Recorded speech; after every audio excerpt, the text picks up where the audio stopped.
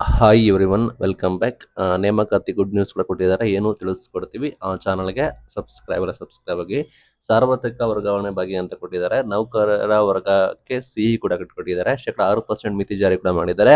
ಮಾರ್ಗಸೂಚಿ ಅನೌನ್ಸ್ಮೆಂಟ್ ಕೂಡ ಮಾಡಿದ್ದಾರೆ.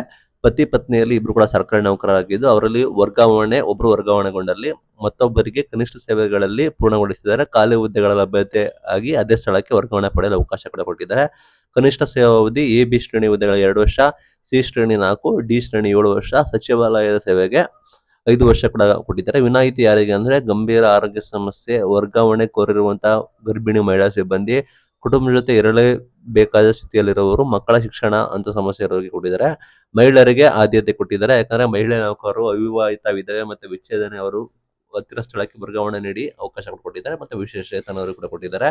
ಸರ್ಕಾರಿ ನೌಕರರು, ಕರ್ನಾಟಕ ರಾಜ್ಯ ಸರ್ಕಾರಿ ನೌಕರರ ಸಂಘದ ಪದಾಧಿಕಾರಿ ಆಗಿದ್ರು ಕೂಡ ಅವರಿಗೆ ಬರೋಬ್ಬರಿ 3 ತಿಂಗಳಲ್ಲಿ ಚುನಾವಣೆ ನಡೆಯುತ್ತಾ ಇದ್ರೆ ಅಂತವರು ಕೂಡ ವರ್ಗಾವಣೆ ಕೂಡ ಮಾಡಬಹುದು ಅಂತ ಘೋಷಣೆ ಕೂಡ ಮಾಡಿದ್ದಾರೆ.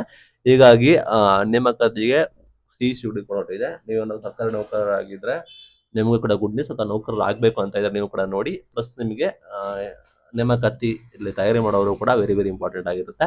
ಈ ರೀತಿ ಸಾರ್ವತ್ರಿಕ ವರ್ಗಾವಣೆ ಬಗ್ಗೆಯನ್ನು ಕೂಡ ರಾಜ್ಯ ಸರ್ಕಾರ ಘೋಷಣೆ ಕೂಡ ಮಾಡಿದೆ.